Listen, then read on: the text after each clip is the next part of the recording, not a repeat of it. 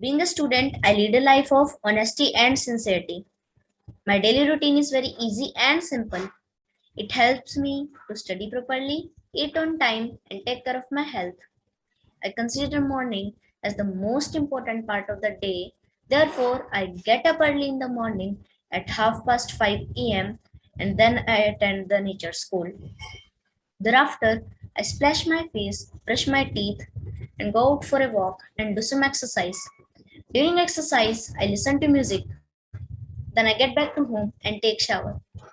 After that, I dress up, take breakfast, and get ready for school. Then I go to school by bus. After that, I join assembly and attend classes. During recess, I take snacks.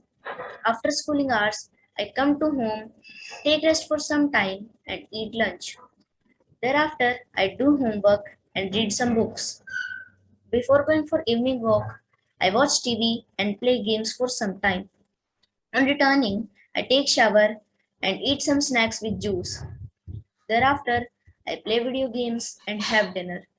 Then I go to bed and make preparations for the next day and sleep. That's all about my daily routine. Thanks.